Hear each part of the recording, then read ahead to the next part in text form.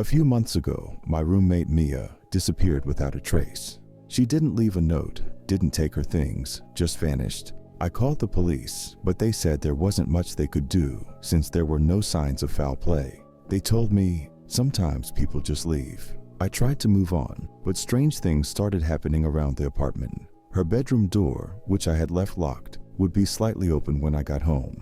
Her favorite mug, the one with a little crack on the side, appeared on the counter one morning, even though I'd put it in storage. I chalked it up to stress or me forgetting things until last week.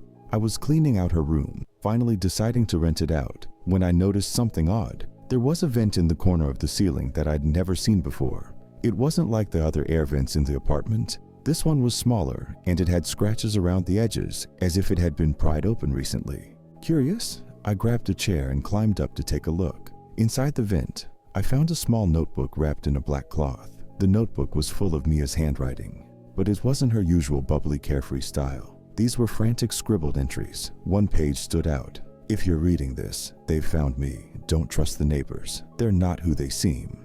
I slammed the notebook shut, my heart racing. I tried to convince myself it was just Mia being paranoid, but then I remembered something. A few weeks before she disappeared, Mia mentioned our neighbor across the hall, Mr. Caldwell. She said he always seemed to be watching her and that he once accidentally called her by the wrong name, Lila. That night I couldn't sleep. Around 2 a.m., I heard a knock at my door. It was soft, almost hesitant. I tiptoed to the peephole and looked out. No one was there. But then, as I turned to go back to bed, I heard it again, this time louder. When I looked again, there was an envelope taped to my door. My hands shook as I opened it. Inside was a single note. "You should have left it alone.